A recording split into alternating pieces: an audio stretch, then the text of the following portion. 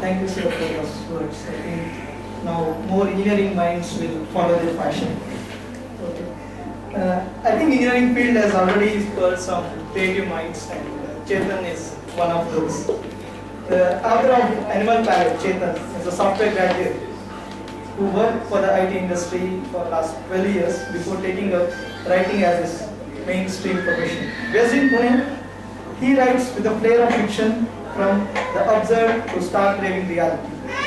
Completely dedicated to the written word, he is a screenplay writer by the day, story writer by night till its morning again.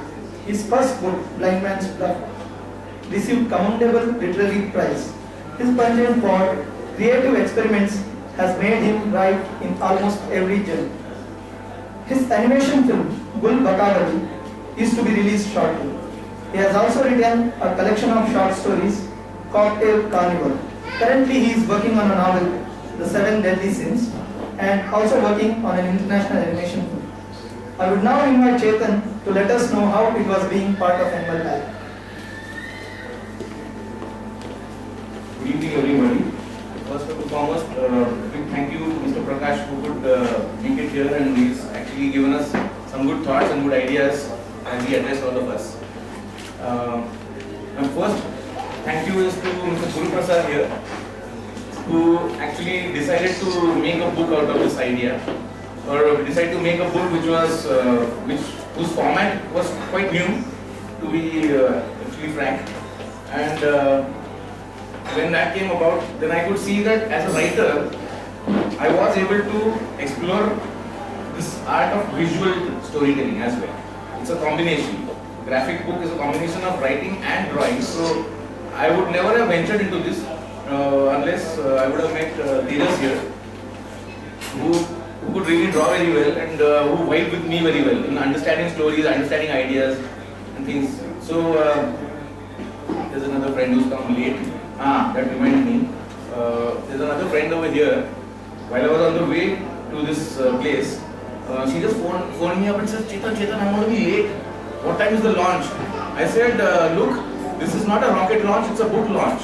So you don't have to worry. Even if you are a bit late, we can still accommodate everything, and so you won't miss most of it. So, and she was there on time, and he's also there fairly in time, I would say. Hi. About these stories, I have written a lot of stories before, but whenever I used to write stories involving human beings, there used to be a lot of emotional, psychological baggage along with it.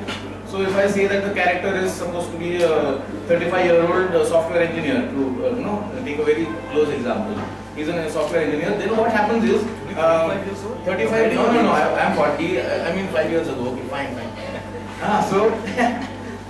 So then comes the question, okay, where does he stay? Then comes the question, what is his name?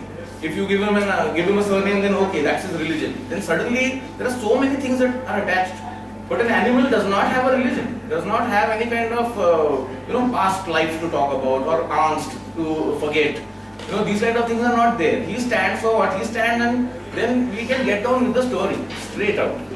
Animals do that. So writing an animal story became in a way very simple if you have a story in mind. If you have something to say in mind, you just have to chop out all the rest of it, trim the fat, which I cannot from my body here so easily. But from that, if I could trim the personality to his basic, what he represents basically, then I have something to say without having to carry the most of other things. So writing animal stories turned out to be a very easy way to explore new ideas, new thoughts.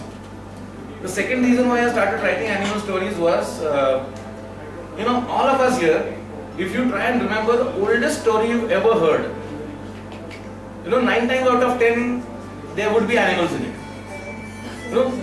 So those are the first impacts, those are the first influences that make you think that if you want to write a story, then you start writing stories. Then, if you want to write them in their, their rawest form, then an animal is the least complicated character of all. They are the least complicated characters. I wrote these stories, and then I wondered, I'd written these stories, I have them in the written format. But then when I met Tejas, it was suddenly like, he said, what if we add a new dimension to this? That is the drawing line, the pictorial dimension. And then I could see that this is possible. Then began the second part of the writing, that is the visual writing of the story, where the written word, which are to be kept and which are to be kept out, that choice had to be made. And that is not possible unless there is a collaboration between the visual artist and the written artist, the writing artist. There has to be a collaboration between them where egos have to dissolve if there are any. There has to be a tuning of what is to be left on the printed, the written word, and what is to be kept on the drawing, what is to be expressed in the drawing board.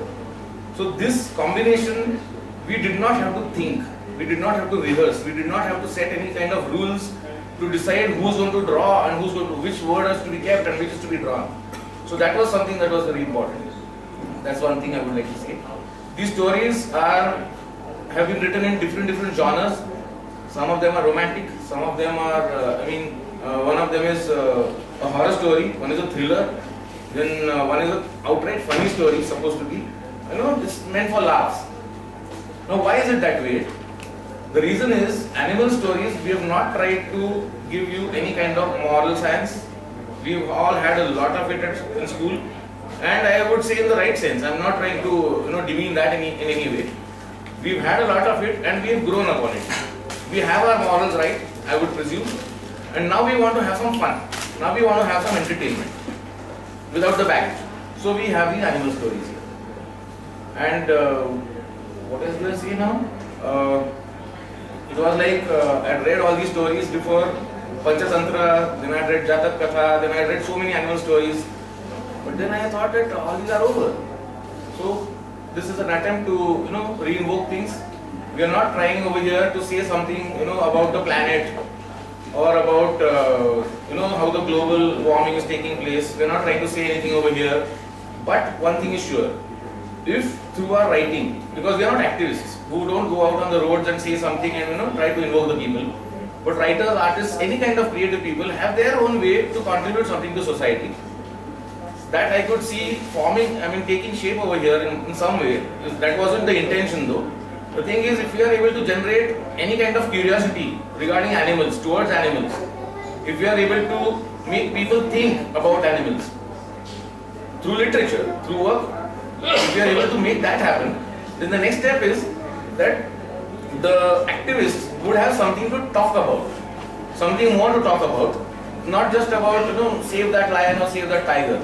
They will say something. These stories will generate interest among the people, and they'll feel something about animals a little more than what they do just now. So I just hope that this book is received well by everybody. Do read this book, and after reading this book, tell other friends of yours to give in their reviews, give in their views about it, because we have a lot more stories to come up with, and I would love to carry on writing about animals as we have done.